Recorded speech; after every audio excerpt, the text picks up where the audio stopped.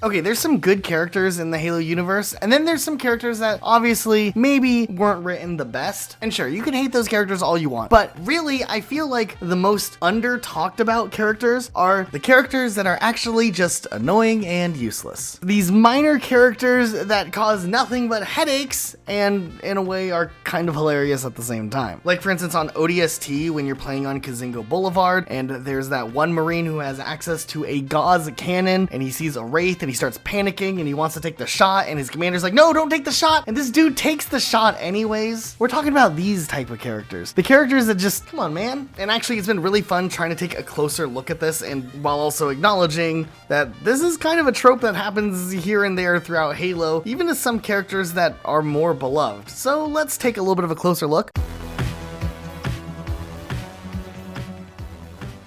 But before we fully jump into this video is sponsored, which is amazing, by Ramen, which has helped us out so many times before. I'm in the process of moving right now, and when you don't have a full functioning kitchen or house, being able to rely on some good tasting, healthy ramen, it goes a long way. And Ramen is literally known for having a great reputation in the gaming community. They've done some really awesome things lately. Their ramen is healthy and it tastes great. What more is there to say here? Right now, when you order a bundle, you get $25 of free stuff included in your bundle. And seriously, 2022 is a big year for Ramen. They're becoming really popular and everything's in really high demand. So you might notice in the store some things are between limited quantities and some made to order status. So you definitely want to jump on and get your orders placed as soon as possible so you could be eating this great ramen quickly too. Once again, a huge thank you to the guys at Ramen for supporting our content, sponsoring Rocket Sloth, and of course, providing our audience with some cool ramen. Okay, let's go ahead and jump back into this. Okay, I'm really glad I was able to just start things off and get that Marine who has that Gauss cannon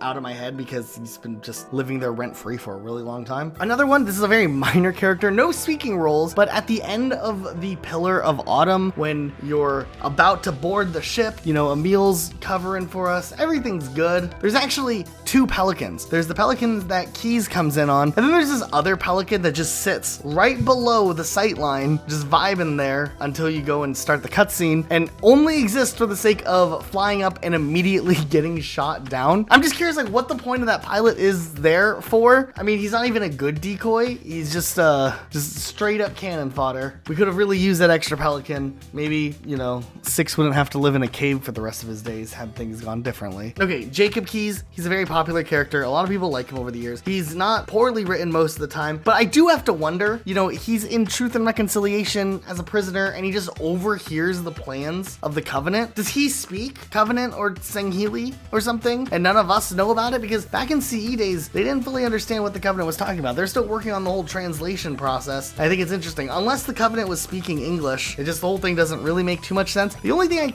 really wonder about is maybe they purposely spoke English to trick Keys. And I mean, look at what ended up happening to Keys. That would make the Covenant like 5,000 IQ, which is impressive. Okay, Faux Hammer's another character, iconic back in the day, a very popular minor character, I guess. But honestly, what does Faux Hammer ever actually do for Master Chief? I mean, a couple of rides here and there, maybe, like drops off a warthog and then brags about it. But when push comes to shove, did Faux Hammer ever actually do anything to help Master Chief? I do explicitly remember her telling us to find our own ride in kind of a sassy voice. And then when we really needed a ride at the end of the Maw, Faux Hammer couldn't even pick us up there. I don't know. Conceptually, Faux Hammer works, but Faux Hammer really didn't do all that much to help Master Chief out. Okay, this character's not really written as poorly as much as he's just a little bit annoying, but that one Marine in Guilty Spark who just starts popping you every single time I walk into that room. Every time I walk in and this dude's just wasting my shields away. I'm never happy about it. We could say the same thing about the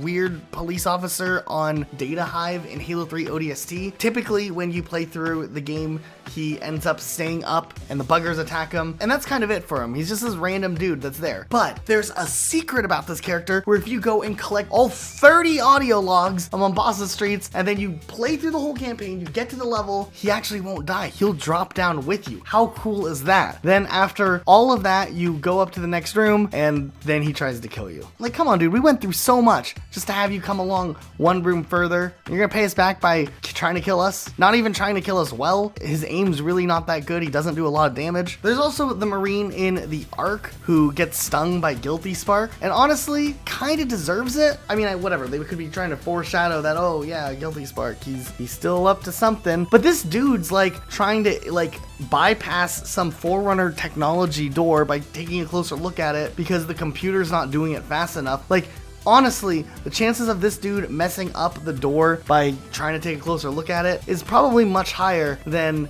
Guilty Spark could mess up the door in a couple of seconds longer needing to open it. He kind of had what's coming to him. It's kind of like in a Disney ride. If the person is telling you, you know, to buckle in correctly and sit in a certain seat, you just do it. You don't start arguing with the Disney employee who probably knows what he's talking about more than you are. I know this is a little tangent, but I just something I feel really strongly about. Okay, like, I get that Miranda Keys isn't the most popular character, but I think Halo 3 might have contributed a bit to some of the dislike of this character because of some of the lines that she has. For instance, on Crow's Nest, there's the part where the Marine comes running in, he's like, "Squadron leaders are requesting a rally point, where should I send them?" And then Miranda Keys is like, "To war." Ma'am, squad leaders are requesting a rally point.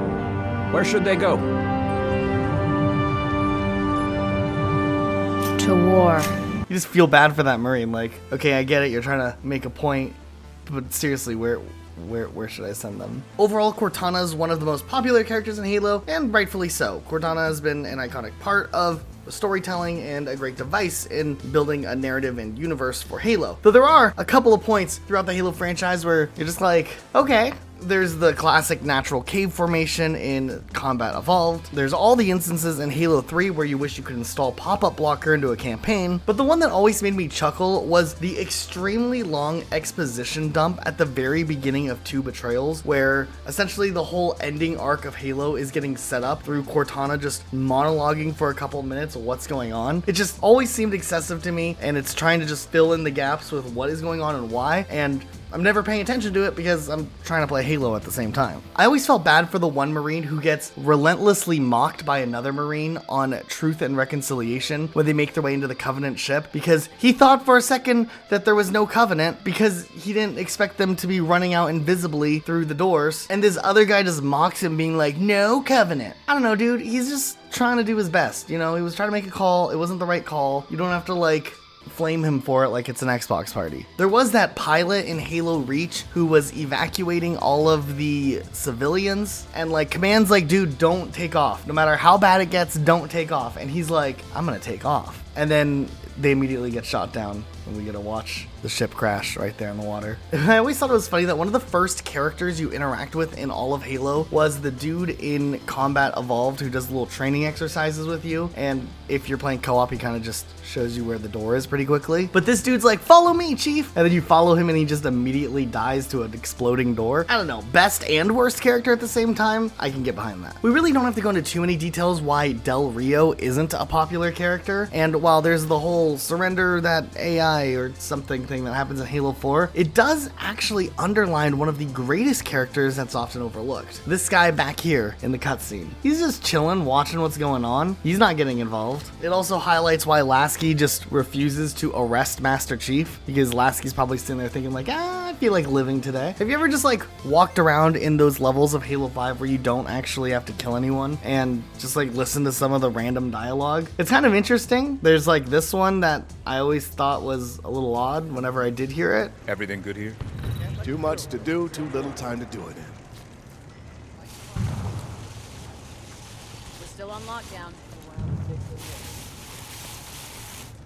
Okay, in Halo 2, there's that gun guy who like helps you with your armor at the very beginning of the game. And I don't know whether this is just a trope that I see in a lot of video games and I appreciate, or I think it's funny, or maybe it's just a poorly written character. But I always find it interesting whenever a character just decides to go hard smack talking and then immediately gets defeated. And he kind of falls into this category, like he's just yelling at the elites that are literally in there, and then he immediately dies to them before we can even get there to save him. I don't know. I would have liked to have known more about this character and maybe have seen him in other adventures down the road. But unfortunately, he died a couple minutes after his introduction. Okay, also in Uplift Reserve, I'm pretty sure when you're driving across the bridge, the whole space elevator falls and the commander guy's like, "Fall back," you know, like whatever. And immediately after that, one of the Marines is like, "Oh no, he's down, he's gone. All right, we better push off," when literally his dying words were, "Hey, fall back. I mean, fortunately enough, nothing bad happened, but still, I don't understand the contrast or the reasoning to just directly disobey orders. It kind of reminds me of when Master Chief heard Keys be like, hey, fall back, and Cortana's like, nah, he's delusional, let's go get him. And then they run in there and they, just snag that memory chip from him real quick. It kind of worked out at the end. All right, say what you will about Halo Infinite. A lot of people really like the campaign. A lot of people are a little more on the fence, but honestly, I don't know. Some people felt very emotionally attached to Spartan Griffin. They think, I don't know, his death was like the saddest thing ever. I didn't know who this guy was, so I didn't really care. I don't know. I felt like he was a pretty underdeveloped Spartan. I mean, it was cool to show Master Chief like rallying behind his men and wanting to seek revenge and carry on the mission for his sake. But as far as Spartan Griffin is concerned, I don't know. I don't think he was all that great. He didn't really do all that much except kind of get beat up a little bit. And then when it comes to Halo 4 Spartan Ops, I don't know if it was just me, but I just felt like some of the dialogue behind Castle Team or whatever they were called, the team that's not you in the story, but the story focuses around them, always felt just a little bit off. Like, I just couldn't ever feel invested in any of these characters. So whenever they're talking, I'm just kind of like, yeah, they're here. Maybe I'm being a little hypercritical, but I mean, just look at this scene. You had people in New Phoenix, didn't you? I did. I'm sorry, I didn't mean to. It's alright. I'll get over it. Okay, and then there's this really contentious issue when we get to Halo 5, and I wanted to run it by you guys, get your opinions. Let's feel this one out a bit because I feel like it's going to be split. Which dialogue line is actually worse in Halo 5 Guardians? Is it when Locke tries to suggest to the Master Chief that Cortana's his responsibility now? Cortana's our concern now, sir. Or Master Chief's response to Spartan Locke saying the hell she is? Like hell she is.